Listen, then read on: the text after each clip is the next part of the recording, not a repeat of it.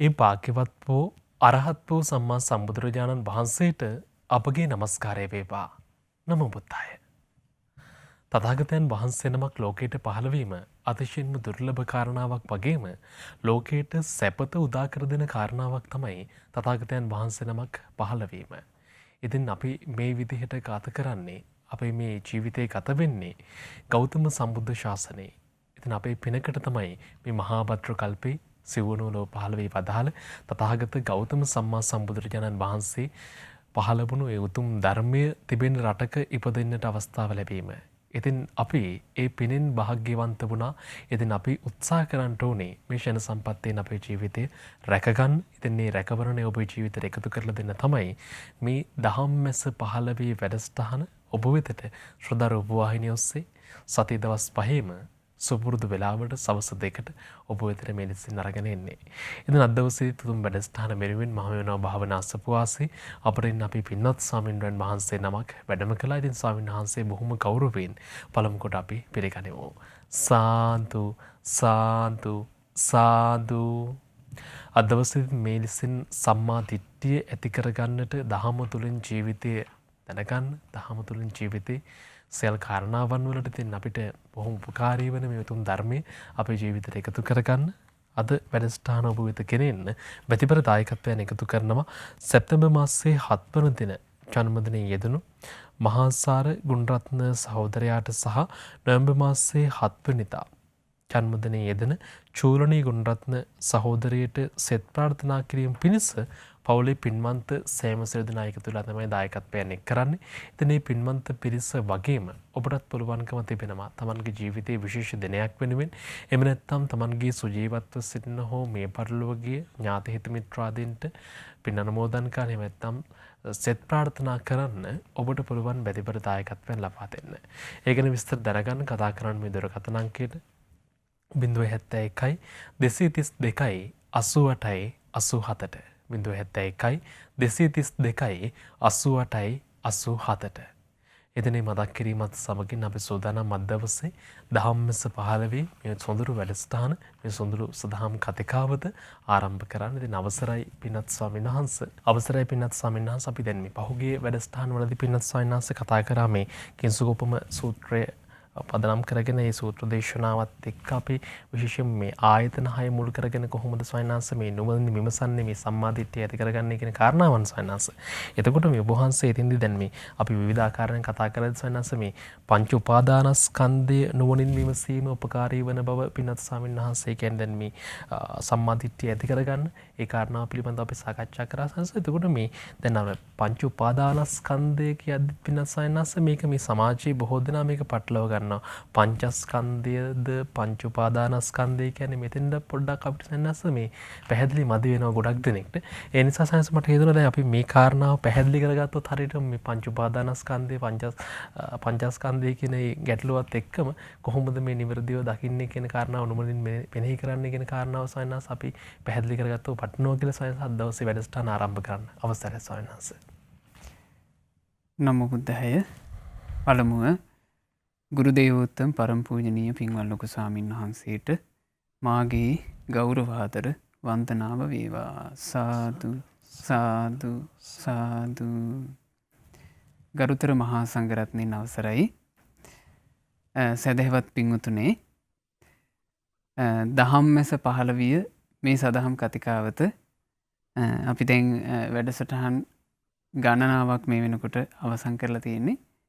මේ වෙද්දී ලක්ෂණ අපි කතා කරමින් හිටියේ බොහොම මේ බුද්ධ දේශනාව තුළ සඳහන් වෙන සූත්‍ර අතරේ බොහොම වටින සූත්‍රය කිංසුකෝපම සූත්‍ර දේශනාව. එහෙම නැත්නම් කෑල ගහ උපමා කරලා දේශනා කරන දේශනාව.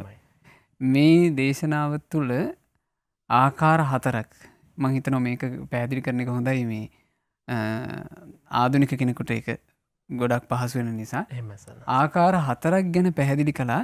සම්මාදිට්ඨිය උපදව ගන්නට උපකාරී වෙන. එහෙමයි. ඉන් පළවෙනි එක තමයි ආයතන 6 මුල් කරගෙන නුවණ මෙහෙवला සම්මාදිට්ඨිය ඇති කර ගන්නවා. ඇස කන නාසය දිවකය මනස කියන මේ ආයතන 6 මුල් කරන්. දෙවෙනි එක තමයි පංච උපාදානස්කන්ධය මුල් කරගෙන භික්ෂුව නුවණින් විමසනවා. එතකොටත් ඔහුට සම්මාදිට්ඨිය හට ගන්නවා. එහෙමයි. තුන්වෙනි කාරණාව තමයි සතර මහා භූත එහෙම නැත්නම් අපි කියන සතර මහා ධාතු මුල් කරගෙන නුවණ මෙහෙवला සම්මාදිට්ඨිය උපදව ගන්නවා. ඊළඟට අවසාන ආකාරයේ පෙන්වුවා මේ දේශනාවේ යං කිංචි සමුදය ධම්මං සබ්බන්තං නිරෝධ ධම්මං.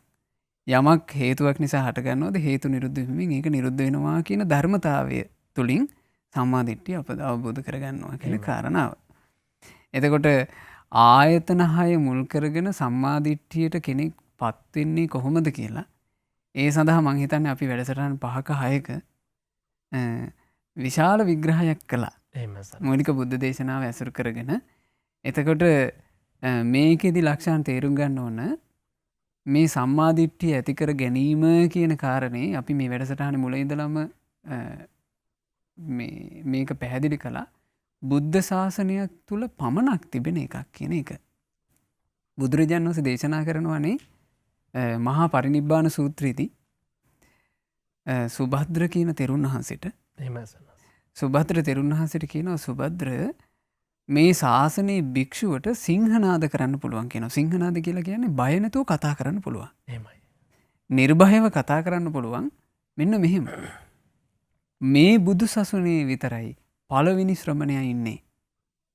මේ බුදු සසුනේ විතරයි දෙවෙනි ශ්‍රමණයා ඉන්නේ. මේ බුදු සසුනේ විතරයි තුන්වෙනි ශ්‍රමණයා ඉන්නේ. මේ බුදු සසුනේ විතරයි හතරවෙනි ශ්‍රමණයා ඉන්නේ. අනිත් ශාසන ශ්‍රමණයන්ගෙන් හිස් කියලා. එතකොට එතන ශ්‍රමණ කියලා කිව්වේ ලක්ෂණ පළවෙනි ශ්‍රමණයා තමයි සෝවාන් කෙනා. එහෙමයි. පළවෙනි ශ්‍රමණයා සෝවාන් කෙනා කියන එකේ අදහස අපිට මේ දහම් කතිකාවතට එන්න පුළුවන්. සෝවාන් කෙනා තමයි ධම්මැස පහල කරගත්ත කෙනා. සම්මාදිට්ඨියට පත්වෙච්ච කෙනා. එහෙම සර්. එහෙනම් සම්මාදිට්ඨිය කියන කාරණාව තියෙන්නේ මේ බුද්ධ ශාසනය විතරයි. ඒ නිසා යම් කෙනෙක් සම්මාදිට්ඨියට පත් වෙනවා නම් පින්වතුනි, එයා නුවණ මෙහෙවන්න ඕන බුදුරජාණන් වහන්සේ දේශනා කරපු පිළිවෙලට. මේ ජීවිතය ගැන භාග්‍යතුන් වහන්සේ දකින්න කියලා දුන්නා එක ක්‍රමයක්. මේ ජීවිතය කියලා කියන්නේ ආයතන 6ක්. ඒක අපිට බොහොම පැහැදිලි. මේ බුදුරජාණන් වහන්සේගේ දේශනාව තුළ ශ්‍රද්ධාවි පිහිටලා හිතනකොට ලක්ෂණ. එහෙම සර්. ඒ අපිට පේනවා මේ ලෝකේ අපේ ජීවිතය කියලා අපිට තියෙන්නේ අපි පරිහරණය කරන්නේ අපි ගත කරන්නේ මේ ආයතන 6ත් එක්කනේ. හැම කතන්දරයක්ම තියෙන්නේ මේකත් එක්ක. එහෙමයි. ඇස, කන, නාසය, දිවකය, මනස. හැබැයි මේ ඇස, කන, නාසය, දිවකය, මනස කියන එකටමයි මේ ලෝක සත්‍යය මුලා වෙලා යන්නේත්. එහෙමයි. ඒ ජීවිතේම මුලා වෙලා යනවා. ඒ ජීවිතේට මුලා වෙන්න හේතුව මුලාව විනිවිද දකින්ට දෙයක් බුද්ධ ශාසනයෙන් පරිබාහිරව කතා කරන්නේ නැති නිසා. දැන් අපි හිතමු ලක්ෂණ ඔය වෛද්‍ය විද්‍යාවේදී හිම ඇහැ ගැන ජම්පුරට ඉගෙන ගන්න ඕනේ.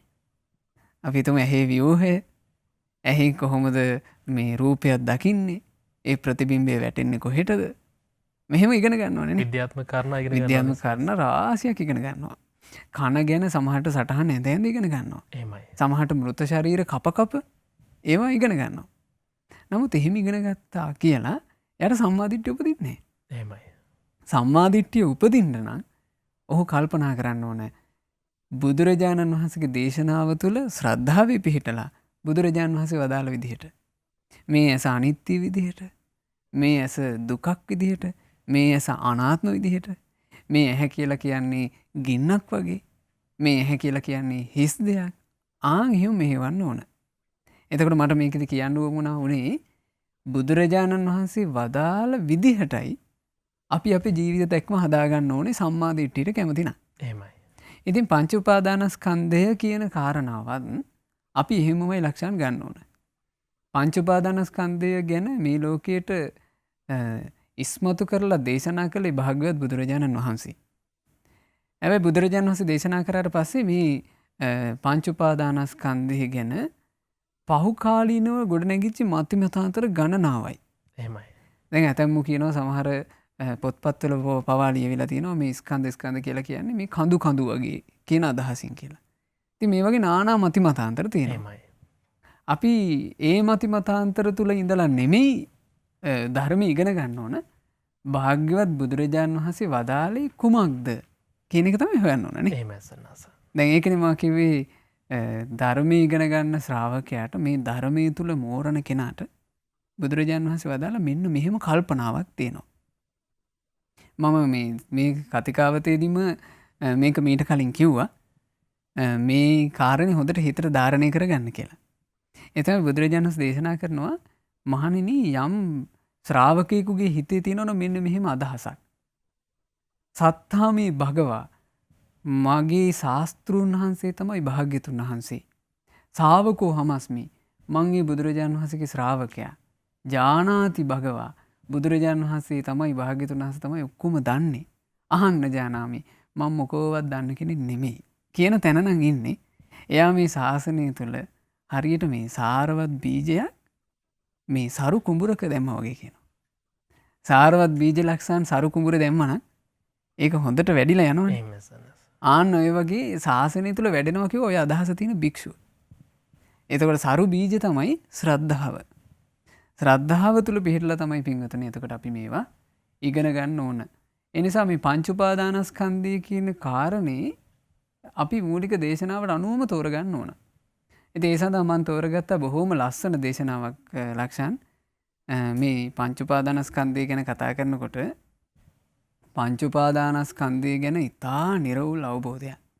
ඉතා නිර්වුල් වැටහීමක් ඇති කරගන්න පුළුවන් කෙනෙකුට සංයුත්ත නිකාය 3 පොත් වහන්සේ. ඇත්තටම මේ සංයුත්තට කියන්නේ ලක්ෂණ කන්ද සංයුත්තය කියලා. ස්කන්ධ ගැනමයි තියෙන්නේ. මේ පොත් වහන්සේ ලොකු ස්වාමීන් වහන්සේ පරිවර්තනය කරලා තියෙනවා පින්වතුනි. ඉතාම සරල සිංහලෙන් ඔබට කියව ගන්න පුළුවන්. මේ පොත් වහන්සේක තියෙන බොහොම ලස්සන දේශනාවක් මා තෝරගත්තා. මේ දේශනාවේ නම කන්ද සූත්‍රය. කන්ද කියලා කිව්වේ ස්කන්ධ ගැන වදාළ දෙසුම. බලන්න මෙහි භාග්‍යවතුන් වහන්සේ වදාලා මේක සවැත් නුවරදී වදාලේ පංචච භික්ඛවේ කන්දේ දේසිස්සාමි පංච උපාදානස්කන්ධේච. මහණෙනි මං ඔබට පංචස්කන්ධය ගැනත් කියලා දෙන්නයි යන්නේ. පංච උපාදානස්කන්ධය ගැනත් කියලා දෙන්නයි යන්නේ. එහෙමයි. දැන් ඔය මේ ලක්ෂණ ප්‍රශ්න විමසනකොටම කිව්වනේ සමහරු මේකට පංචස්කන්ධය විතරක් කියනවා. සමහරු උපාදානස්කන්ධය කියනවා. මේක මොකද්ද කියලා. දැන් භාග්‍යවතුන් වහන්සේ මේක බොහොම ලස්සනට තෝරනවා. සමහරට එදත් ඒ ප්‍රශ්නේ තිබුණාද දන්නේ නැහැ සන්නස. ඒකේ මේ දැන් වර්තමානයේ මිනිස්සු මේ පංචස්කන්ධය කියලා භාවිතයකුත් තියෙනවා ලක්ෂණ. පංචස්කන්ධය කියලා භාවිතයක් තියෙනවා.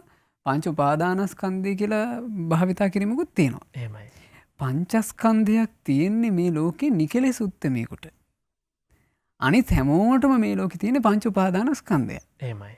නමුත් මේකේ වෙලා තියෙන්නේ ධර්මයේ ඔහෙන් මෙහෙන් ඉගෙන ගත්තට පස්සේ අර පංච උපාදානස්කන්ධය කියලා යොදන්න ඕන තැනටත් පංචස්කන්ධය කියලා යොදාගෙන මේක සම්පූර්ණ අවුල් කරගන්නවා. එහෙමයි. ඒ නිසා මේ ගැන බොහොම පැහැදිලි වැටහීම අපිට තියෙන්න ඕන.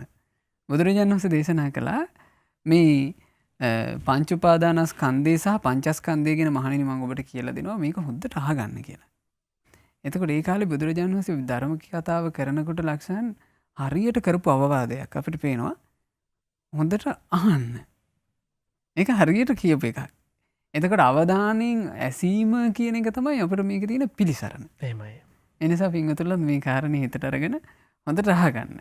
ඉතින් බුදුරජාණන් වහන්සේ වදාලා කතමේච භික්කවේ පංචස්කන්ධා. මහණෙනි මොකද්ද පංචස්කන්ධය කියලා කියන්නේ?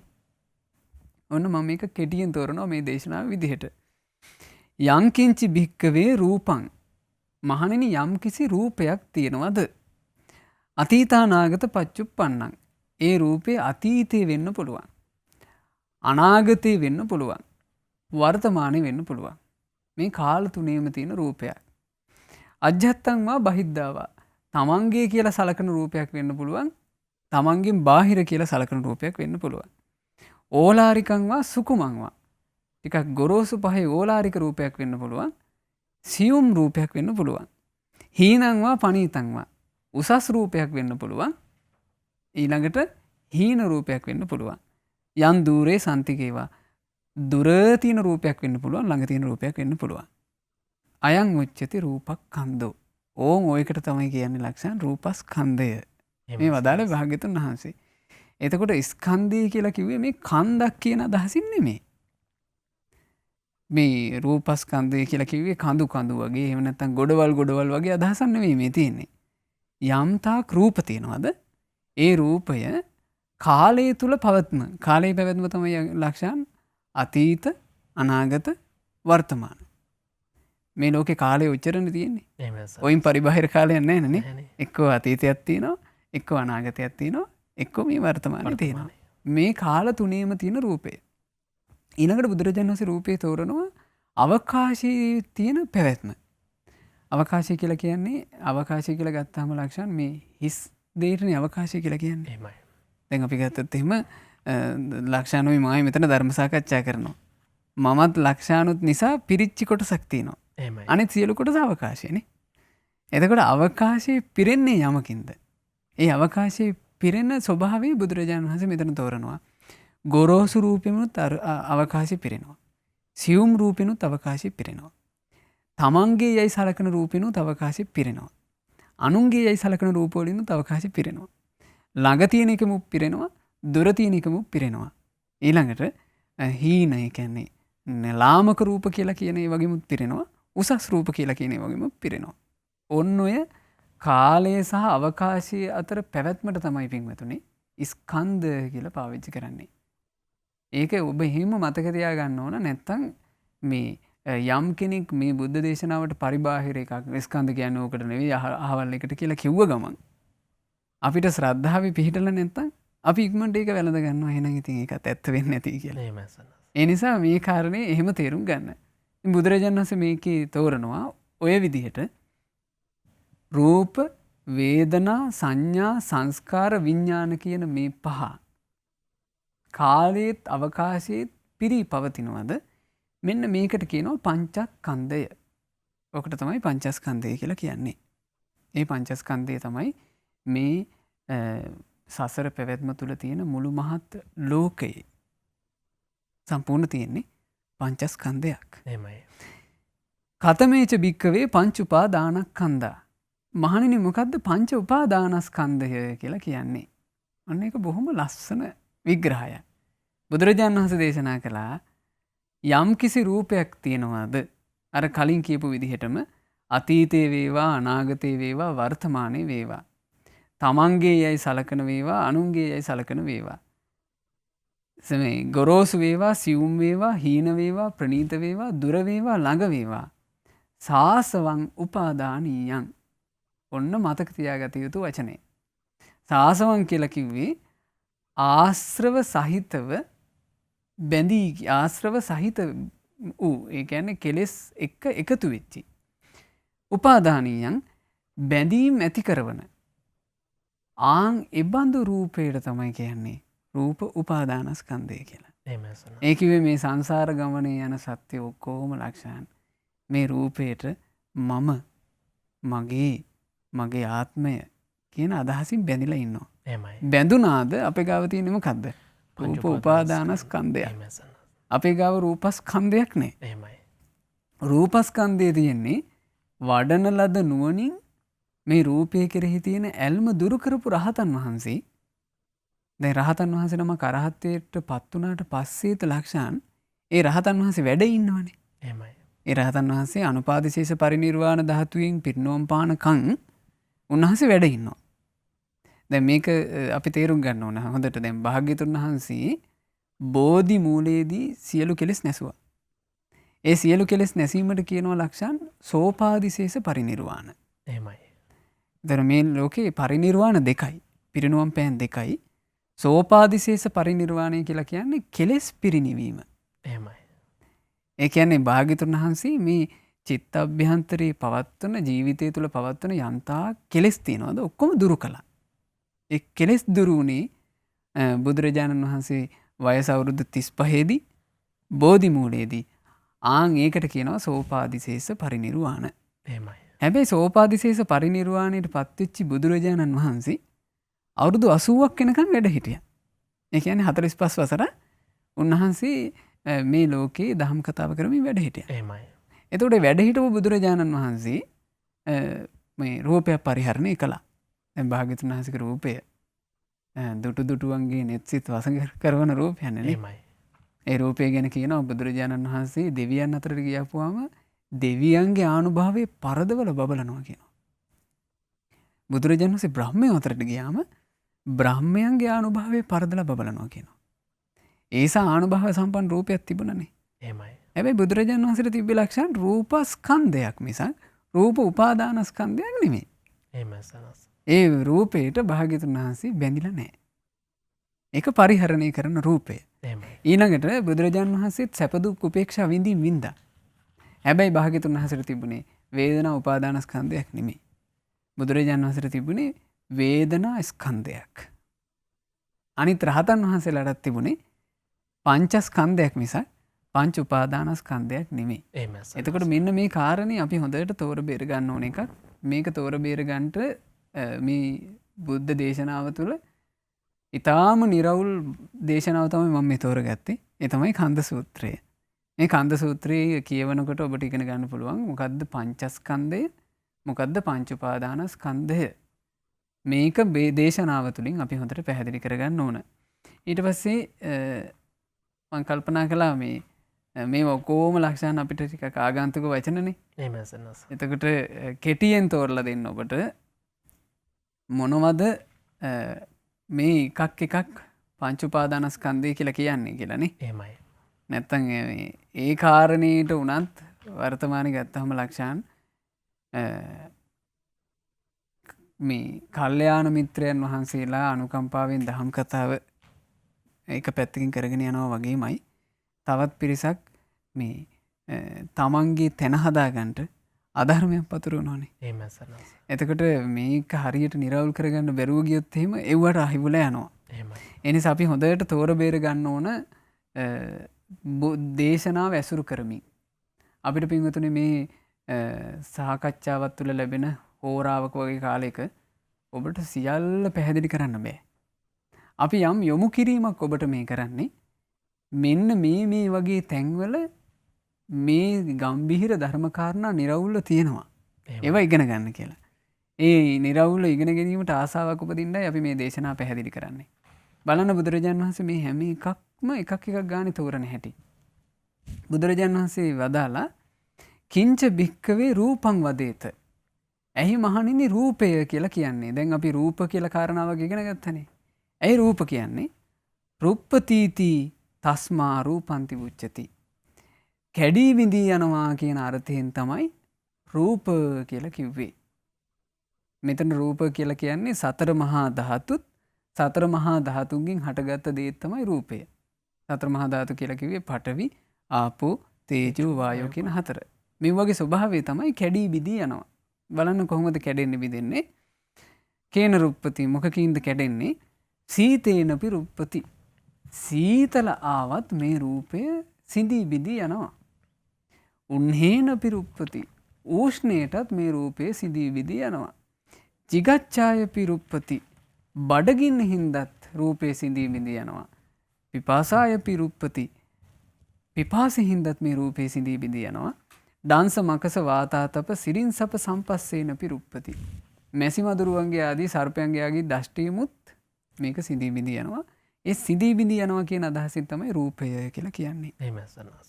ද විදර්ශනා කරන භික්ෂුවක්, නුවණින් කල්පනා කරන භික්ෂුවක් මේ රූපය ගැන නුවණින් තෝරගන්න යනකොට ලක්ෂණ එයා මුල් කරගන්නේ තමන්ගේ යයි සලකන රූපේනේ.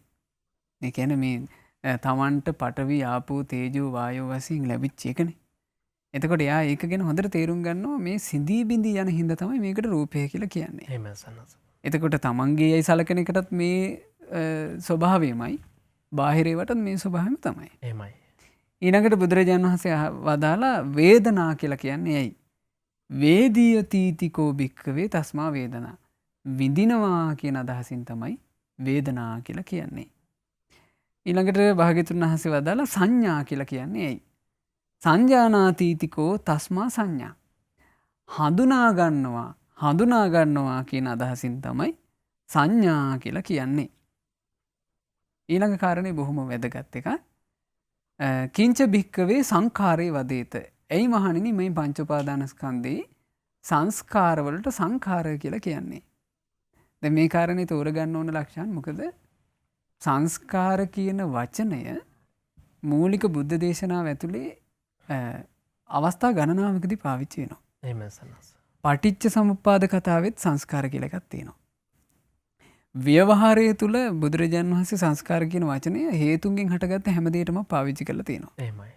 දැන් මෙතන පංච උපාදානස්කන්ධෙත් සංස්කාර කියලා එකක් තියෙනවා. මොකද්ද පංච උපාදානස්කන්ධේ සංස්කාර? සංකතං අபிසංකරොන් තීති තස්මා සංකාරා. සංකතය ඒ කිව්වේ හේතුඵල දහමින් හටගත්ත දෙයක්. හේතුඵල දහමින් හටගත්ත දේ මොකද්ද ලක්ෂණ? රූප, වේදනා, සංඥා, සංස්කාර, විඥාන තමයි හේතුඵල දහමින් හටගත්තේ. මේ හේතුඵල දහමින් හටගත්ත සංකතය යලිත් සංකතයක් බවට පත් කරනවා. ආන් ඒ අර්ථයෙන් සංස්කාරය කියලා කියනවා. ඒකේ අදහස තමයි සංස්කාර කියලා මෙතන කියන්නේ චේතනාවට ලක්ෂණ. චේතනා පහල කර කර චේතනා පහල කර කර කර්ම රැස් කරනකොට මේ සංසාරගත සත්‍යය ඒකට අනුව යලි යලි උපත් වලට යනවානේ. එහෙමයි සන්නස්. එතකොට අපි මේ කොයි හෝ ජීවිතයක චේතනා පහල කරපු නිසානේ ඒ චේතනාවල් වලට අනුරූපව ලක්ෂණ දැන් මිනිස්සෙක් වෙලා ඉපදිලා ඉන්නේ. එහෙමයි. මිනිස්සෙක් වුණාට පස්සේ අපට ලැබුණේ රූප, වේදනා, සංඥා, සංස්කාර, විඥාන. ওই පහ තමයි අපිට හම්බුනේ. එහෙමයි. එතකොට අපි මෙහෙදී චේතනා පහල කරාට පස්සේ එව්වට අනුරූපව අපි කොහේ හරි උපදිනවා. උපතක් කියලා කියන්නේ ආය ලැබෙන්නේ රූප, වේදනා, සංඥා, සංස්කාර, විඥාන. එහෙමයි. මේ අදහසින් තමයි කියනවා සංස්කාර කියන්නේ. ඊළඟට බුදුරජාණන් වහන්සේ වදාලා කිංච විඥානං වදේත. ඇයි විඥාන කියලා කියන්නේ? විජානාතිති තස්මා විඥානං. මේ විශේෂයෙන් අඳුන ගන්නවා, විශේෂයෙන් දැන ගන්නවා කියන අදහසින් තමයි විඥානය කියලා කියන්නේ. ඉතින් මේ තමයි මූලිකව දේශනාව තුළ මේ පංච උපාදානස්කන්ධය, පංචස්කන්ධය කියන කාරණා අපිට තේරුම් බේර ගන්න තියෙන හැටි. එතකොට මේ පංච උපාදානස්කන්ධය තුළ සම්මාදිට්ඨිය ඇති වෙන ආකාරයට නුවණ මෙහෙවන්න කලින් අපි මේ විදිහට කොමක්ද පංච උපාදානස්කන්ධය කියන කාරණේ තෝරගෙන ඉන්න ඕන. එහෙම සස් මේ කාරණාවන් හරියට පැහැදිලි කරගත්තොත් තමයි අපිට මේ පංචස්කන්ධය බවට පත් වෙන, ඒ කියන්නේ උතුම් රාතන් වහන්සේලා පැමිණි දැනට එන්න පුළුවන්කම තියෙන්නේ සවන්නාස. ඒක හරි ලක්ෂණ. එහෙමයි. ඒ පංච උපාදානස්කන්ධය කියන මේ කාරණා බුදුරජාණන් වහන්සේ පෙන්වලා දෙන විදිහට දැනගෙන ඊළඟට බුදුරජාණන් වහන්සේ විදර්ශනා කරන්න කියපු විදිහට, නුවණ මෙහෙවන්න කියපු විදිහට නුවණ මෙහෙවුවොත් තමයි යම් දවසක මේ උපාදාන වෙලා තියෙන එකකින් ගලවගෙන තමන්ගේ ජීවිතේ පංචස්කන්ධය බවට පත් කරගන්න, නිකලස් බවට පත් කරගන්න පුළුවන් වෙන්නේ. එහෙමයි සන්නස. එතන ඒ වෙනුවෙන් තමයි මේ දහම් මැස්ස පහළ විය මේ සොඳුරු සදහම් කතිකාවතෙන් ඔබට මේ සම්මා දිට්ඨිය ඇති කරගන්න උපකාරී වෙන උතුම් කාරණාවන් සාකච්ඡා කරන්නේ. ඉතින් පින්වත් සායනාස්ස දෙන්න ඔබ වහන්සේ බොහොම පැහැදිලිව අපිට කියලා දුන්න මේ පංච උපාදානස්කන්ධය කියන්නේ මොකක්ද කියලා. ඉදිරි පින්වත් සායනාස්ස මේ පංච උපාදානස්කන්ධේ නුවණින් මෙනෙහි කිරීම, නුවණින් විමසීම කියන කාරණාව කොහොමද සිදු කරන්නේ සායනාස්ස? මේ මොකක්ද මේ පංච උපාදානස්කන්ධය නුවණින් මෙනෙහි කරනවා කියලා කියන්නේ, නුවණින් විමසනවා කියලා කියන්නේ? අපි ගැන දැනගන්න කැමතියි සවන්නාස්, අවසරයි. ලක්ෂණ අපි පංච උපාදානස්කන්ධය කියන කාරණේ දැන් යම් අයරකින් තෝර බේර ගත්තා. එහෙමයි. එතකොට මොකද්ද රූපය කියන්නේ? මොකද්ද වේදනාව කියන්නේ? මොකද්ද සංඥාව කියන්නේ? මොකද්ද සංස්කාර කියන්නේ? මොකද්ද විඥානය කියන්නේ කියලා. එහෙමයි. ඒකට මේ ටික තමයි ජීවිතයේ දෙස බලන එක ක්‍රමයක්. ජීවිතය කියලා ගත්තාම මෙතන තියෙන්නේ රූප, වේදනා, සංඥා, සංස්කාර, විඥාන කියන මේ පහ. එහෙමයි. මේවා නුවණින් දකිනවා කියලා කියන්නේ මොකද්ද? නුවණින් දකින භික්ෂුව මේ නුවණින් දකින විදිහත් බුදුරජාණන් වහන්සේ වදාලා. බලන්න භාග්‍යවතුන් වහන්සේගේ ධර්මයේ තුල තියෙන පරිපූර්ණ බව. බුදුරජාණන් වහන්සේ දේශනා කළා නුවණින් දකින භික්ෂුව මෙන්න මෙහෙම කියනවා මේ පංච උපාදානස්කන්ධය නුවණින් දකින්නේ. කොහොමද නුවණින් දකින්නේ? මේක තියෙන්නේ ලක්ෂණ මේ පේන පිණ්ඩූපම කියන සූත්‍ර දේශනාවේ. එහෙමයි. බුදුරජාණන් වහන්සේ වදාලා මේ පංච උපාදානස්කන්ධය ඔහු දකින්නේ මෙන්න මේ විදිහට. පේන පිණ්ඩූපමං රූපං. රූපය කියන කාරණේ ඔහු දකිනවා පෙන පිටක් වගේ. පෙන පිටක් වගේ කියලා කියන්නේ ලක්ෂණ මේ ගංගා ගලන වෙලාවට මේ වැහි ජලයේ ගොඩාක් ගලනකොට අර පෙන කුට්ටි හට ගන්නවනේ. එහෙමයි සන්නස. ওই පෙන කුට්ටිය හටගත්තාට පස්සේ ඕක පේනවා මහා ලොකුවට. නිකන් මේ දැන් අපි ගත්තොත් එහෙම ඔය ගංගා ගලන වෙලාවක් ගැන හිතන්න ඕනේ. අර අපි අර සබම් බෝල යවන්න සබම් බෝල පෙන එකක් හදා ගන්න ඕනේ නේද පොඩි ළමයි. එතකොට මේක මේ නිකන් අයිස්ක්‍රීම් එක වගේ ලොකුවට පේනවා. පෙවුනාට ඒ පේන එක තුල පේන දේ නැහැ. එතන මහා පිරුණා වගේ පෙවුනට එතන තියෙන බොහොම හිස් එකක්. අන්න ඒ වගේ කියනවා මේ භික්ෂුව නුවණින් දකින්නේ මේක අසාර වූ පෙන පිටක් වගේ එකක්. මේ රූපය කියලා ගන්න දේ. නුවණින් මෙහෙවනවා කියන්නේ ඒක. මේ රූපේ ස්වභාවය අසාර වූ පෙන පිටක් වගේ නේ කියලා දකින්න එක. දැන් සාමාන්‍ය ලෝකයා මේ රූපේ දිහා හැරලා බලනකොට ලක්ෂාන් තමන්ගේ රූපේ දිහා බලන්නෙත් මම හරි කඩවසන්, මම ලස්සනයි, මම නිකන් අහවල් නළුවා වගේ, අහවල් නිලිය වගේ, මගේ ඇස් එයාගේ වගේ මේ වගේ ආකල්ප තුල ඉඳලා ඊට පස්සේ පරිබාහිර රූපයක් දිහා බලන්නෙත් එයා සමහර විට මේ අරයනම් මෙයා වගේ එක්කෝ එයාත් සංසන්දනය කරනවා එයාට වඩා මං ලස්සනයි මට වඩා එයා ලස්සනයි මේ වගේ මහා මුලාවක් තුලනේ ජීවිතේ දකින්නේ. නමුත් බුදුරජාණන් වහන්සේගේ ශ්‍රාවකයා ඒ ක්‍රමයට නෙවෙයි බලන්නේ. දැන් එක තැනක තියෙනවා මේ රහතන් වහන්සේ නමක් මේ ජීවිතය ගැන කියන කතාවක්. බලන්නේ රහතන් වහන්සේ දේශනා කරනවා පස්ස චිත්ත කතම් බිම්බං. මේ බිම්බ කියලා කිව්වේ මේ ජීවිතයේ කියන මූර්තිය දිහා බලන්න. අරුකායන් සමුස්සිතං ආතුරම් බහු සංකප්පන්. මේක මේ කෙලෙස් සංකල්ප වලින් හැමතිස්සෙම පීඩා විඳින මේක නිකන් මේ අටවුප එකක් නේද කියලා. ඒ රහතන් වහන්සේලා තේරගතාවේ කියනවා මේ රූපේ කියන එක බිඳලා වැටෙන්නේ හරියට වරිච්චි ගෙයක් දිරලා කඩන් වැටෙනවා වගේ කියනවා. බලන්න ලක්ෂණ එහෙම නෙවෙයිද වෙන්නේ කියලා. දැන් අපි මේ තරුණ කාලේ සමහරලාට අපි හොඳට අතේ පයේ හයිය ඇතුව ඉන්නවා. එහෙමයි. නමුත් මේ හයිය කියන එක ස්ථිර එකක්ද? නෑ. මේක අපටම පේනවා අනුක්‍රමිකව නාකි වෙනකොට නැති වෙලා යනවා එකක්. එහෙමයි. ඊළඟට හදිසි අනතුරුවාදී වුණාම අනපේක්ෂිත විදිහේ සිදුවීම් වලට දැන් මට මතකයි අපි දහම් කතිකාවත තුළ මේ වගේ සිද්ධි කතා කළා. අනපේක්ෂිත විදිහට මේ ජීවිතේ අසරණකම් වලට මිනිස්සුන්ට මොන දෙන්න වෙන්නේ නැද්ද? එහෙමයි. කොයිතරම් මේවා තියෙනවද? රූපේ යථාර්ථය කියන එක පින්වතුනේ මූලික දේශනාව තුළ ඉඳලා බැලුවේ නැත්තම් නම් ඔබට කවදාවත් අහු වෙන්නේ නැහැ. කවදාවත්ම අල්ලගන්න පුළුවන් එකක් නෙමෙයි ලක්ෂණ මේ ලෝකේ යන රටාව මේක අවබෝධ කරන්න උපකාර කරන එකක් නෙවෙයි. අපි හිතමු ඔන්න කෙස් ආදී පැහිගෙන එනවා නම් කෙස් පැහෙනවා මේ රූපේ අස්තිර වෙනවා කියන තැනටද හිත යන්නේ නැත්නම් ඉක්මනට හොයන්නේ ඒක වහගන්න ක්‍රමයක්ද?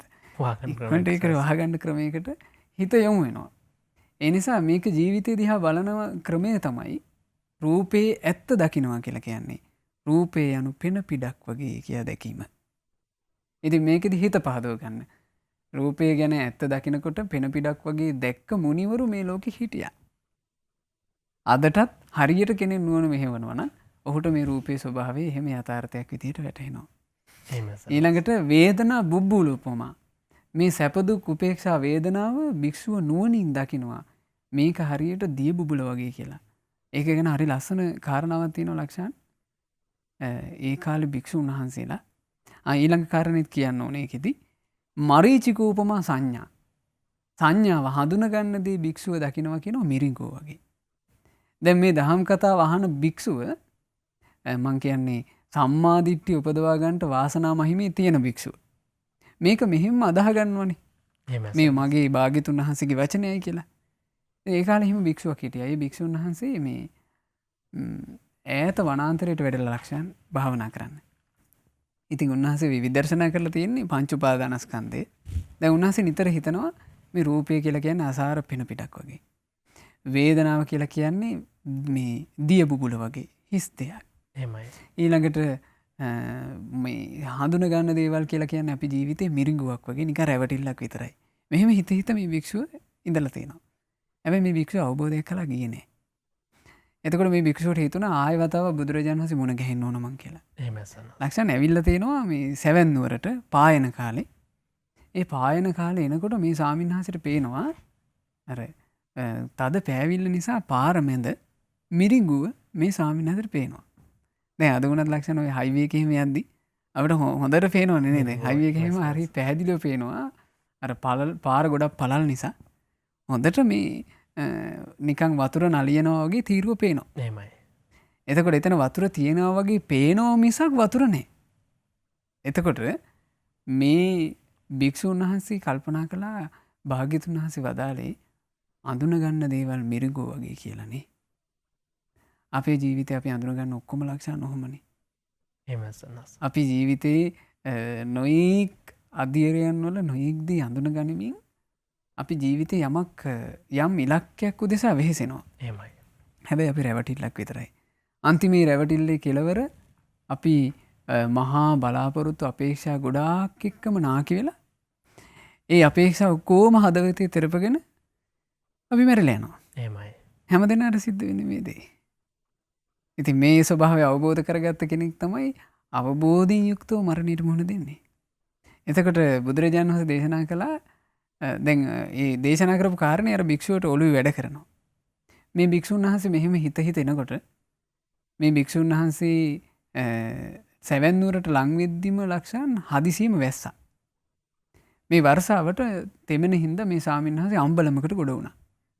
දැන් අම්බලමේ වහිද්දී අර වහලෙන් පොළවට වතුර වැටිලා දිය බුබුලු හැදෙනවා. මේ දිය බුබුලු හැදිලා තප්පරෙන් දෙකෙන් බිඳලා යනවා. එහෙමයි සන්නස. මේ ස්වාමීන් වහන්සේ එතකොට බලන් හිටියා. භාග්‍යතුන් වහන්සේ වේදනාව ගැන වදාළේ දිය බුබුලු වගේ කියලානේ. මේ ස්වාමීන් වහන්සේගේ හිත දැන් වැඩ කරනවා මේකෙම. එතකොට බුදුරජාණන් වහන්සේ ඒ වෙලාවේ මේ භික්ෂුවගේ හිත දැකලා ඉතින් ඒ කාලේ තිබ්බ වාසනාව මේක. එහෙමයි. ශාස්ත්‍රුන් වහන්සේ වැඩ ඉන්න කාලේ ශාස්ත්‍රුන් වහන්සේ මේ භික්ෂුවව දැකලා ඒ භික්ෂුවට විතරක් ඇහෙන්න ගාතාවක් වදාලා එ르දී. යථා බුබ්බුලකම් පස්සේ භික්ෂුව වහා බිඳී යන දිය බුබුලක් වගේ නම් ජීවිතයේ දෙස ඔබ බලන්නේ. යථා පස්සේ මරීචිකං මිරිගුවක් වගේ දිහා මිරිගුවක් දෙස බලනවා වගේ නම් ඔබ ජීවිතයේ දෙස බලන්නේ. ඒවං ලෝකං අවික්ඛන්තං භික්ෂුව ඔය විදිහට ඇත්තනම් ඔබ ජීවිතේ දකින්නේ මච්චු රාජා නපස්සති ඔබව මාරයාට පේන්නේ නෑ කියලා බුදුරජාණන් වහන්සේ ගාථාව දාලා හරි ආශ්චර්යයි කියනවා. ඒ ගාථාවෙන් වීරිය උපද්දගෙන මේ භික්ෂුව සියලු කෙලෙස් නැසලා රහතන් වහන්සේ බවට පත් වුණා. එහෙමයි. ඉතින් ඒක තමයි යථාර්ථය දකින්නවා කියලා කියන්නේ. සංස්කාරවල යථාර්ථය කොහොමද භික්ෂුවක් දකින්නේ? සංඛාරා කදලූපමා මේ චේතනා පහල කර චේතනා පහල කර යන ගමන හරියට කෙහෙල් ගහක් පතුරු ගහනවා වගේ කියලා තමයි දකින්නේ. කෙහෙල් ගහ පතුරු ගහන එකේ කතාව අපි අහලා තියෙනවනේ නේද ලක්ෂණ. මේක බුදුරජාණන් වහන්සේ දේශනා කරනවා මෙහෙම. අරටුවක් ඕන කරන මිනිස්සෙක් අරටුවක් හොයාගෙන ගොඩ වුණා කියනවා කෙහෙල් ගස් වනාන්තරයකට. එහෙමයි. සම්පූර්ණ තියෙන කෙහෙල් ගස් හොඳ මහත දෙහිත මහ විශාල කෙහෙල් ගස් දකින්නවා මෙයා. දැක්කම මෙයාට හිතෙනවා මේ ගහේ මැද නම් අරටුවක් ඇති. මහන්සි වෙලා කෙහෙල් ගහ පෙරලනවා. පෙරලා මේ කෙහෙල් ගහ පතුරු ගහනවා. පතුරු ගහලා ඔහු හොයන්නේ කුමක්ද? අරටුව. හැබැයි ඔහු හොයන්නේ ලක්ෂණ නැති දෙයක්. එහෙමයි. ඒ කෙහෙල් ගහෙන් කවදාවත් බලාපොරොත්තු වෙන්න බෑ. දැන් අපි සාමාන්‍ය අපේ ජීවිත ගත කරද්දී ඔන්න අපිට කියනවා අපි ගත්තොත් මේක තේරුම් ගන්න මම මේ කියන්නේ. ඔන්න අපිට කියනවා සාමාන්‍ය පෙළ විභාගේ හොඳට පාස් වෙලා උසස් වෙලත් පාස් වෙලා කැම්පස් ගියොත් එහෙම ඔක්කොම හරි කියනවා. ඒතකොට අපිට ඉලක්කයක් ආවට පස්සේ අපි ඉතින් ඔන්න අම්මලා තාත්තලා ගුරුවරුන්ගේ කීම නිසා ඉගෙන ගන්නවා. කැම්පස් ගියාම තේරෙනවා එහෙම අපි හිතපු තරම් එකක් ඒකේ නැහැ කියලා. එහෙමයි සන්නස. ඒ කැම්පස් ජීවිතය ගත කරනකොට කියනවා ජීවිතේ සැපේ තමයි හොඳ රස්සාවක් කිරීම.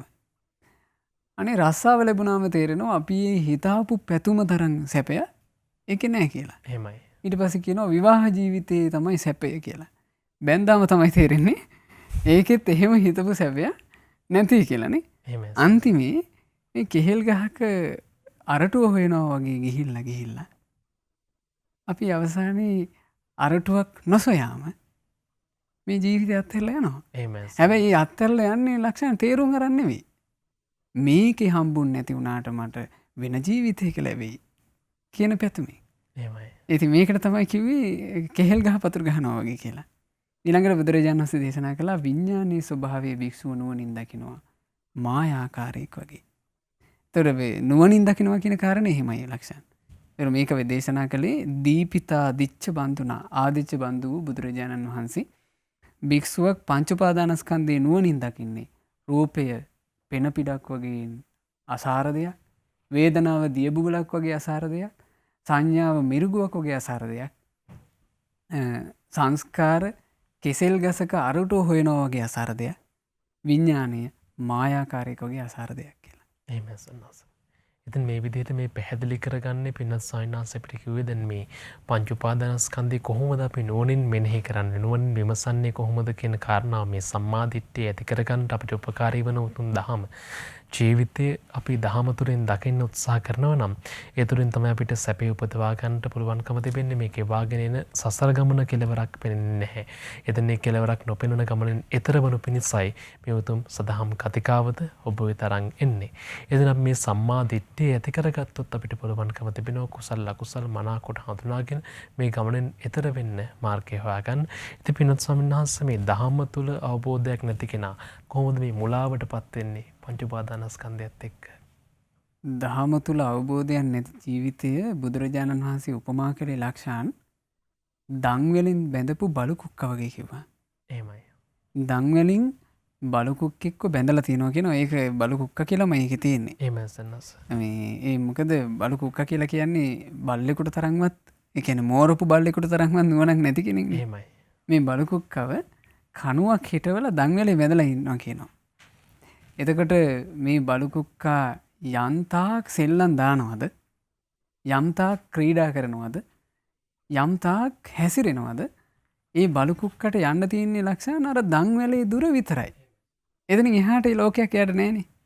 හරියට තවත් විදිහකට කියනවා නම් ලක්ෂණ ලිංගෙම්බා වගේ. එහෙමයි සන්නස්. අපි කියනවානේ ලිදේ ඉන්න ගෙම්බා ඒ ලිදෙන් එහා ලෝකයක් ගැන එයා දන්නේ නැහැ. එහෙමයි.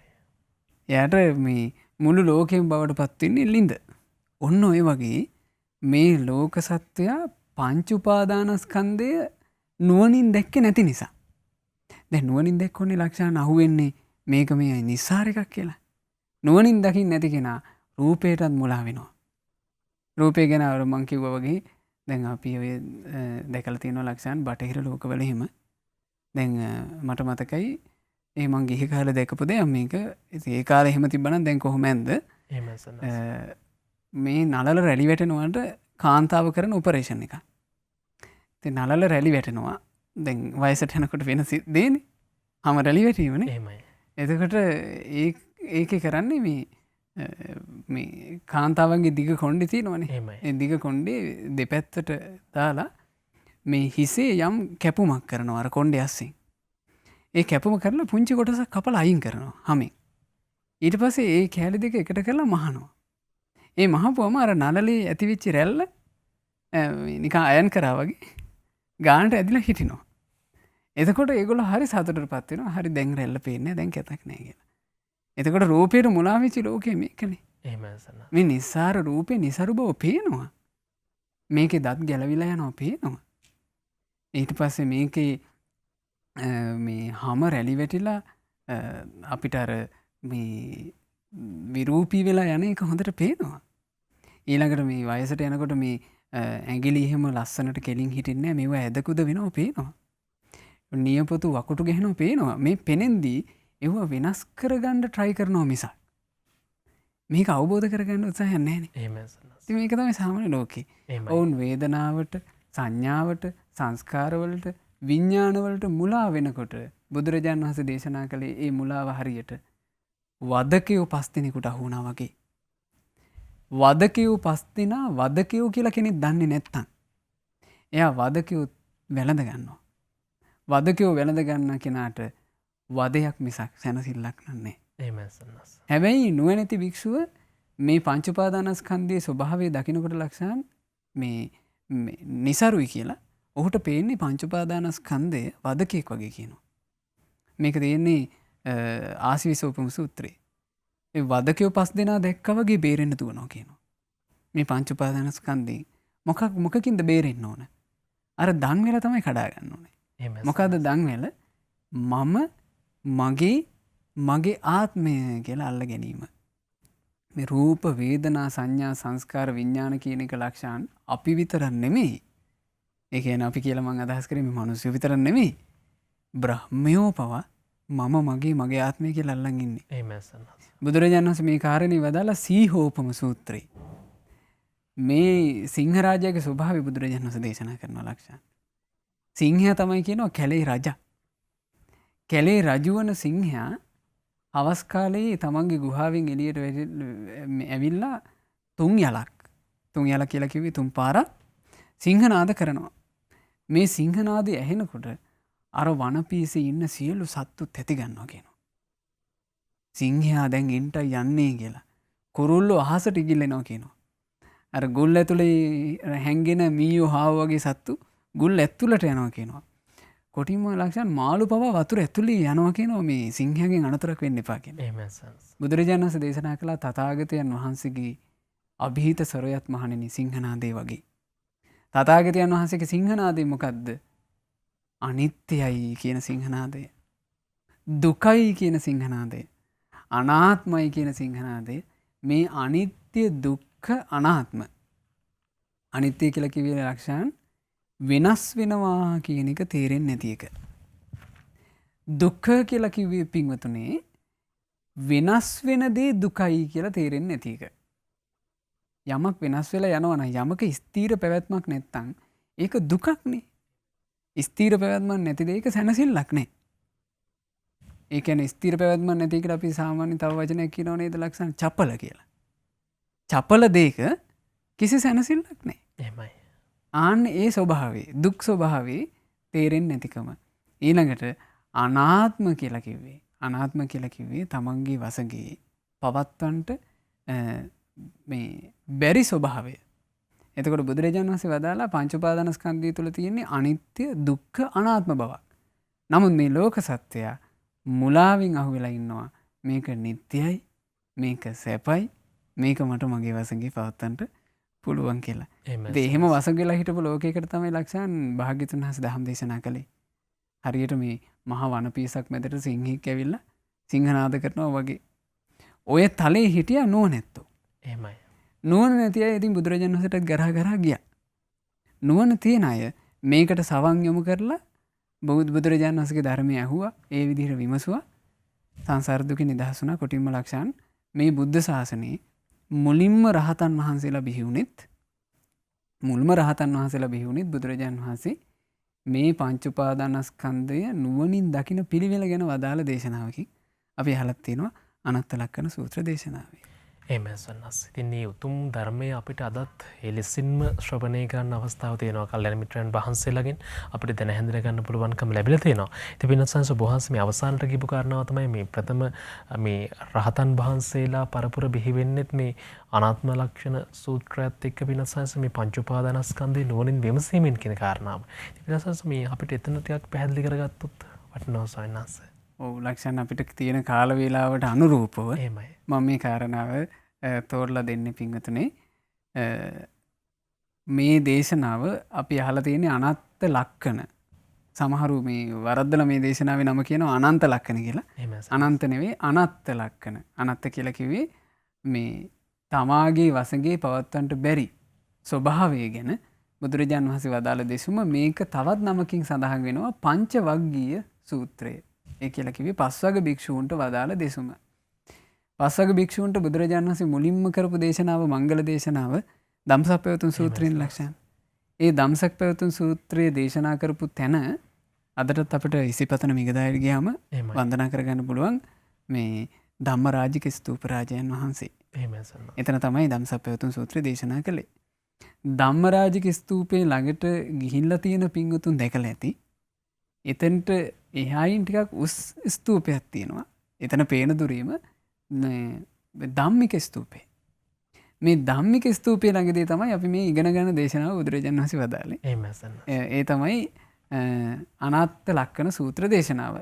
බුදුරජාණන් වහන්සේ මේ වදාළේ ඉසිපතන මිගදායතිමයි. බුදුරජාණන් වහන්සේ ඒ පස්වග භික්ෂුන් වහන්සේලාගෙන් අහනවා මෙහෙම. මේ පස්වග භික්ෂුන් වහන්සේලාට මෙහෙම දේශනා කරනවා. දැන් මේ දේශනාව කරන්නේ ලක්ෂණ ශ්‍රද්ධාවේ පිහිටි පිරිසකට. මොකද මේ දේශනාව අහනකොට කොණ්ඩඤ්ඤ ස්වාමීන් වහන්සේ ඇතුළු වප්ප බද්දී මහානාම අස්සජී කියන ඒ ස්වාමීන් වහන්සේලා ඔක්කොමල සම්මා දිට්ඨියට පත් වෙලා හිටියේ ධම්මස පහල කරන් හිටියේ. එහෙම නැත්නම් කියනවා නම් බුදුරජාන් වහන්සේ කෙරෙහි තුන් ලෝකේ කිසි කෙනෙකුට හොල්ලන්න බැරි ප්‍රසාදයක් තිබ්බා. එහෙමයි. ඒ නිසා බුදුරජාන් වහන්සේ වචනීය සම්බන්ධයෙන් මේක ඇත්තද මන්දා මීට වඩා එකක් තියනවාද මන්දා කියලා එන සැකකුකුස් ඒ හිතවල නැහැ. බලන්න මේ උත්තමයන් වහන්සේලාට බුදුරජාණන් වහන්සේ වදාලා රූපම් භික්කවේ අනත්තා. මහණෙනි රූපය කියලා කියන්නේ අනාත්ම දෙයක්. අනාත්ම කියලා කිව්වේ තමන්ගේ වසඟේ පවත්වා ගන්නට බැරි දෙයක්. රූපං ච හිදම් භික්කවේ අත්තා අභවිස්ස. මහණෙනි රූපය කියලා කියන්නේ තමන්ගේ වසඟේ පවත්වන්න පුළුවන් එකක් වුණා නම් නයිදං රූපං ආබාධාය සංවත්තෙය. මේ රූපය ආබාධයක් පිණිස හේතු වෙන්නේ නැහැ. ලබ්භේතච රූපේ මේ රූපය කෙරෙහි ලබන්න පුළුවන් වෙන්න ඕන. ඒවං මේ රූපං හෝතු මගේ රූපය මෙසේ වේවා. ඒවං මේ රූපං මා හෝසීති මගේ රූපයට මෙහෙමනම් වෙන්න එපා. දැන් අපිට ලක්ෂණ එහෙම පොඩි දෙයක් ලබන්න පුළුවන්. අපි හිතමු ඔන්න තරුණ වයසේ ළමයෙකුගේ මේ මූණේ කුරුලා එනවා. අපිට මේ රූපේ අපේ වසඟේ පවත්වන්න පුළුවන් එකක් නම් අපිට ලබන්න පුළුවන් වෙන්න ඕන කුරුලා එන්න එපා. නේද? එහෙමයි සන්නස්. කුරුලා නෑවිත් තියෙන්න ඕන කියලා අපිට ලබන්න පුළුවන් වෙන්න ඕන. අපිට බෑනේ. එහෙමයි. අපි මේ අපේ මූණ නිසාම අපේ මූණත් තහඩුව නිසාම අපි කොච්චර දුක් වෙලා ඇද්ද ලක්ෂ? අයියෝ මේක මේ මෙතනම කුරුලේ බාවා මොන කරදරයක්ද? අපි එහෙම කොච්චර ඊළඟට මෙතනම මගේ කැලලක් ඇවිල්ලා ඇයි මේ? අපිට එතකොටම තේරෙනව නේද මේ හොඳට නිකන් ටිකක් බරට නුවණින් හිතනවා නම් මේක නිකන් අපේ එකක් නෙවෙයි කියලා. එහෙමයි සන්නස්. මේක අනුන්ගේ දෙයක්. මේක අපි අපේ කියලා අල්ලගෙන ඉන්නේ. බුදුරජාණන් වහන්සේ දේශනා කළා මේ පස්වග භික්ෂුන් වහන්සේලාට මහණෙනි රූපය තමන්ගේ වුණා නම් තමන්ට ඕන විදිහට ලබන්න පුළුවන් වෙන්න ඕන. යස්මාචකෝ භික්කවේ රූපං අනත්තා. මහණෙනි යම් කාරණයක් නිසා රූපය අනාත්මයිද? තස්මා රූපං ආබාධාය සංවත්තති. ඒ හින්දා රූපය ආබාධ පිණිස හේතු වෙනවා. නච ලබ්භති රූපේ මේ රූපේ ලබන්න බෑ. ඒවම් මේ රූපං හෝතු මගේ රූපේ මෙසේ වේවා. ඒවම් මේ රූපං මා හෝසීති මගේ රූපේ මෙසේ නොවේවා කියලා ලබන්න බෑ. මට මතකයි ලොකු ස්වාමීන් වහන්සේක අවස්ථාවක දේශනාවක කියනවා ලක්ෂයන් අලුත බැඳපු මහත්තයෙක් බැඳලා ඔය සතිය මුල් සතිය වගේ හරි විනෝදෙන් ඉන්නේ. ඉතින් යාළුවොත් එක්ක පාටි ආදී ඔමෙවත් තියෙනවා. එහෙමයි සන්නස්. ඉතින් මෙහෙ මෙහෙක ගිහිල්ලා රෑ කාලේ බැහැලා තියෙනවා මේ නාන්න. එහෙමයි. ඒ බැහැපු වෙලාවේ ලක්ෂණ මොකක් හරි ඇහි වැදිලා තියෙනවා බීලා ඉඳලා තියෙන ඒ වෙලාවේ මත්පැන්. ඒ වෙලාවේ ඒකේ සිහිය තිබිලා නැහැ. අනේ උදේ ඇහැරෙනකොට මේ ඇහැ තිබුණා වගේ 3 ගුණයක් විතර දිමිලා. දැන් අද ඇහැ තිබ්බ හොඳට. ඔන්න අද මේ හවස බහිද්දී ඇහි මොකක් හරි වැදුනා. ඊළඟ දවසේ උදේ වෙනකොට මේ ඇහැ 3 ගුණයක් විතර ලොකු වෙලා. එදාම හවස් වෙනකොට වෛද්‍යවරු කිව්ව මේ ඇහැට විස බීජයක් ගිහින් තියෙන මේක ඉක්මනින් ගලවලා අයින් කරන්න ඕන. මේක ඊළඟ ඇහැට ගියොත් ඊළඟ ඇහැත් ඉවරයි. ඉක්මනට වෛද්‍යවරු මේ ඇහැ සම්පූර්ණ ගලවලා දැම්මා. ගලවලා දාලා ඇහැට බෙහෙත් කරලා ඉතින් ඒක ඇහෙන් බේරගත්තා. නමුත් එක ඇහැක් නැති එක ඇහැක් තියෙන කෙනෙක් අනිත් එක බැඳා විතරයි. ලොකු සංසී මේ කියනවා මේ දේශනාවේ මහත්ය ඇවිල්ලා පෙරලි යඬුවා කියන. දරා ගන්න බැරුව මේ රූපය ඇත්ත ස්වභාවයයිනේ. එහෙමයි සන්නස්. බුදුරජාණන් වහන්සේ දේශනා කළා මෙහෙම රූපයක් මහණෙනි තියෙන. ඉතින් මේක පින්වතුන් තේරුම් ගන්න කාල වේලාවක් නැති නිසා වේදනාව සංඥාව සංස්කාර විඥානය කියන කරුණු සියල්ල සම්බන්ධයෙන් මෙහෙමයි. බුදුරජාණන් වහන්සේ වදාලා තංකින් මඤ්ඤත භික්ඛවේ. ඉතින් මහණෙනි ඔබට මොකද්ද හිතෙන්නේ? රූපං නිච්ඡං වා අනිච්ඡං වාති. මෙබඳු රූපය නිට්ටය එකක්ද අනිත්‍ය එකක්ද? අනිච්ඡං බන්තේ. අනිත්‍යයි ස්වාමීනි වෙනස් වෙනවමයි. යම්පන අනිච්ඡං දුක්ඛං වාතං සුඛං වාති. මහණෙනි යමක් අනිත්‍ය නම් වෙනස් වෙලා යනවා නම් ඒක සැපද දුකද? දුක්ඛං බන්තේ. දුකක් ස්වාමීනි. යම්පන අනිච්ඡං දුක්ඛං විපරිණාම ධම්මං. මහණෙනි යමක් අනිත්‍ය නම් දුක නම් වෙනස් වෙලා යනවා නම් කල්ලන්නුතං සමනිපස්සිතුම් මෙහෙම හිතන එක හරිද? ඒතං මම මේක මගේ. ඒසෝ හමස්මි මේක මම. ඒසෝ මේ අත්තාති මේක මගේ ආත්මය කියලා හිතන එක හරිද? නොහේතම් බන්ති. ස්වාමීනි එහෙම හිතන එක වැරදි කියලා කිව්වා. එතකොට බුදුරජාණන් වහන්සේ දේශනා කරනවා එහෙනම් මහණෙනි දැන් ඉඳලා නුවණින් මෙනෙහි කරන්ට මේ රූපය මම නොවේ. මගේ නොවේ. මගේ ආත්මය නොවේ කියලා විමසන්න ගන්න. එහෙමයි. වේදනාව සංඥාව චේතනාව විඥානය ගැනත් මම නොවේ මගේ නොවේ මගේ ආත්මය නොවේ කියලා විමසන්න ගන්න. ඒ විමසන කෙනාට මේ ධර්මය අවබෝධ වෙනවා කියලා වදාලා. ඉතින් ලක්ෂණ මේ විමසන්න ගත්තේ මහ පින්වන්තයෝනේ. මේ දේශනාව අවසන් වෙනකොට ඒ පස්නවම සියලු කෙලෙස් නැසලා රහතන් වහන්සේලා බවට පත් වුණා. ඉතින් ඒ අරහත් උත්තමයෝ බිහි කරපු පරයය තමයි පින්වතුනි අපිත් අපේ ජීවිතේ හරියට දකින්න පිළිවෙලනේ. එහෙමයි සන්නස්. ඒ නිසා අපිත් මේ පංච උපාදානස්කන්ධය ගැන මේ විදිහට හොඳට නුවණින් තේරුම් ගන්න ඕන. ඉතින් අපි කාල වේලාව තියෙන ආකාරයෙන් ඔබට මේ කාරණේ පැහැදිලි කළා. මේ සම්බන්ධයෙන් තව දුරටත් කරුණු කාරණා ඉගෙන ගන්න පින්වතුන්ලා අධ්‍යයනය කරන්න බුදුරජාණන් වහන්සේගේ බුද්ධ භාෂිතය විශේෂයෙන් ස්කන්ධ ගැන තේරුම් ගන්නට පංච උපාදානස්කන්ධය ගැන තේරුම් ගන්න පුළුවන් සංයුත්ත නිකායේ 3 වෙනි පොත් වහන්සේ අධ්‍යයනය කිරීමෙන්. ඉතින් අපි සෙත් පතනවා පින්වතුන්ලාට පින්වතුන් හැමදෙනාට මේ ධර්ම කාරණා දහම් මැස පහළ කර ගැනීම පිණිසම හේතු වාසනා වෙත්වා කියලා. සාදු සාදු. ඉතින් පින්වන්ත හැමදෙනාටම මේ දහම තුළින් ජීවිතය දැකගන්න මේ උතුම් කාරණාවන් වටහා ගන්නට හැකිවන පරිදි මේ සාකච්ඡාව සිදු කරන්නට අවස්ථාව ලැබෙන්නේ පින්වන්ත පිරිසක් වෙනුවෙන් දායකත්වයෙන් එක් කරන නිසා. ඉතින් පින්වත් සායනාංශ අවසරයි පුණ්‍ය අනුමෝදනාව සිදු කරන්න. සදහවත් පින්වතුනි අද දවසේ දහම් මැස පහළ විය මෙම සදහම් කතිකාවතට අනුග්‍රහය දරන්නේ සැප්තැම්බර් මාසේ 7 වන දින ජන්මදිනයේ යෙදුණු මහාසාර ගුණරත්න සහෝදරයාට සහ නොවැම්බර් මාසේ 7 වෙනි දින ජන්මදිනයේ යෙදෙන චූලනී ගුණරත්න සහෝදරීට සෙත් ප්‍රාර්ථනා කරන අදහසින් පවුලේ සියලු දෙනා විසින් රැස් කර ගන්නට යෙදුණා වූ සියලු පුණ්‍ය ධර්මයන් අපි පළමු කොට සියලු දෙවියන්ට අනුමෝදන් කරමු. අල්පේ ශාක්‍ය මහේ ශාක්‍ය ලෝකපාලක අපගේ ඉෂ්ඨකාමී සියලු දෙවියෝ පින් අනුමෝදන්ව දිව්‍ය ආශීර්වාදයෙන් වැඩේවා. පුණ්‍යානුමෝදනාවෙන් සතුට වෙන සියලු දෙවියෝ අප හැම දිනාට දෙවියන්ගේ රැකවරණ සලසා දෙත්වා. සාදු සාදු සාදු. අපගේ ගුරු දේවෝත්තම පරම පූජනීය පින්වත් ලොකු ස්වාමීන් වහන්සේට මේ සියලු පින් අනුමෝදන්ව පින්වත් ලොකු ස්වාමීන් වහන්සේ නිදුක් වෙත්වා, නිරෝග වෙත්වා, දීර්ඝායුෂ ලබත්වා, ගෞතම සාසනයේ චතුරාර්ය සත්‍ය ධර්මය පරිපූර්ණ වශයෙන්ම අවබෝධ කර ගනිත්වා. සාදු සාදු සාදු. අද දායකත්වයේ දරන සුපින්වත් හැම දෙනාගේ නමින් මිය පරලෝ යන්ට යෙදුණු දෙමව්පියන් ඇතුළු සියලු ඥාතීන්ට මේ පින් අනුමෝදන් වේවා. ඒ ඥාතීන්ගේ පරලෝ ජීවිත සැපයෙන් සැපයට පත්ව ඒ ඥාතීනුත් ඉතා ඉක්මනින් සංසාර දුකින් අත් මිදේවා කියන ප්‍රාර්ථනාවෙන් සාදුකාර පවත්වලා පින් අනුමෝදන් කරන්න. රැස් කර ගන්නට යෙදුණා වූ සියලු පුණ්‍ය ධර්මයෝ අපි විශේෂයෙන් අනුමෝදන් කරමු. සැප්තැම්බර් මාසේ 7 වන දින ජන්මදිනයේ යෙදුණු මහාසාර ගුණරත්න මහත්මයාටත් නොවැම්බර් 7 වන දින ජන්මදිනයේ සමරන චූලනී ගුණරත්න සොහොයුරියටත් මේ සියලු පුණ්‍ය ධර්මයෝ අනුමෝදන්ව සියලු යහපත සැලසේවා. කල්යාණ මිත්‍ර ඇසුරේ ධර්මයේ හැසිරෙන්නටත් ගෞතම සාසනයේ ධර්ම අවබෝධ කරන්නටත් වාසනාව ලැබෙත්වා. සාදු සාදු සාදු. ඒ වගේම රැස් කරගන්නට යෙදුණු මේ සියලු පුණ්‍ය ධර්මයන්ගේ ආශිර්වාදය මේ දරුවෝ කීප දෙනෙක් ඉන්නවා. රහේරක පුතණුවන්ටත් අශේරක පුතණුවන්ට සහ ආමන්ති දියණියට මේ රැස් කරපු සියලු පුණ්‍ය ධර්මයන්ගේ ආශිර්වාදය, තෙරුවනේ ආශිර්වාදය, දෙවියන්ගේ ආශිර්වාදය සැලසිලා ඒ දරුවන්ට අධ්‍යාපන කටයුතු සාර්ථකව කරගන්නට ලැබේවා. කල්යාණ මිත්‍ර ඇසුරේ දරුවන්ට සත්පුරුෂ ගුණධර්ම දියුණු කරගන්නට ලැබේවා. ගෞතම සාසනයේ ධර්මාවබෝධ කරන්නටත් ඒ දරුවෝ හැම දෙනාට වාසනාව ලැබෙත්වා. රැස් කරන්නට යෙදුණු සියලු පුණ්‍ය ධර්මයෝ අද දායකත්වයන් එකතු කරන ඒ සුපින්නතුල්ලාගේ සුජීවත්ව සිටින පවුලේ සෑම සියලු දෙනාටත් මේ සියලු පින් අනුමෝදන් වේවා.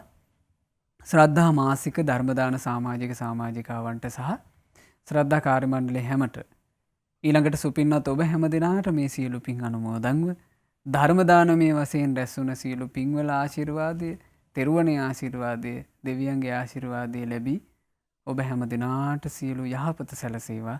මේ ගෞතම සාසනයේම ධර්ම අවබෝධ කරන්නට වාසනාව ලැබේවා. සාදු සාදු සාදු. හැම දිනාටම තෙරුවන් සරණයි.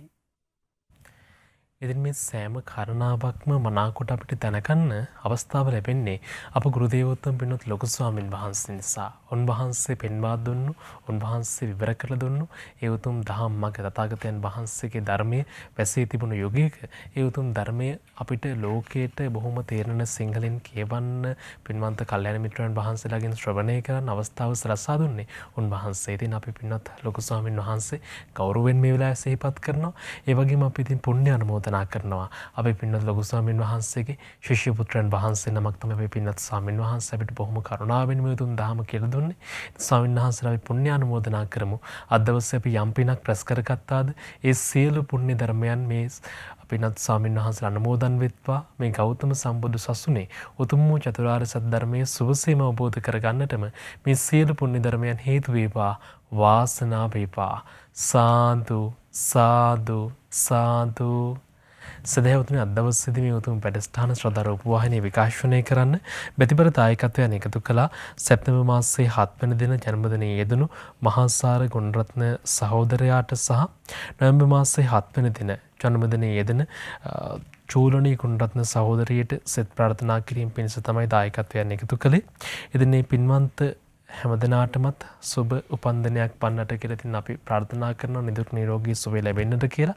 ඉතින් පින්වන්ත ඔබටත් අවස්ථාව තිබෙනවා මේ පින්වන්තයින් වගේම ඔබටත් මෙවන් උතුම් කටයුතු වලට දායකත්වයෙන් එක් කරන්නට ශ්‍රද්ධා රූපවාහිනිය ඔස්සේ මේ උතුම් ධර්මයේ විකාශනය කරන කටයුත්තේ වැතිබර දායකත්වයේ බරපැර එකතු කරමින් ඔබේ ජීවිතයට සෙත යහපත එකතු කරන්න විශේෂ දිනයන් වලදී පවා ඉතින් මේ උතුම් කටයුත්ත සඳහා දායකත්වයෙන් එක් කරන්න කතා කරන්න මේ දුරකථන අංකයට වැඩි විස්තර ඔබට දැනගන්න පුළුවන් 071 232 88 87 071 232 88 කතා කරලා ඔබට වැඩි විස්තර තොරතුරු දැනගන්න පුළුවන්කම තිබෙනවා. ඉතින් ඔබට අපි ආරාධනා කරනවා රැඳලා ඉන්න ශ්‍රද්ධා රූපවාහිනිය සමගින් ඊළඟ වැඩසටහන ඔස්සේත් අපි සූදානම් මේ දහම්මැස 15 වැඩසටහන් මාලාව එකිනෙකට බැඳුණු කාරණාවන් තමයි අපි සාකච්ඡා කරන්නේ.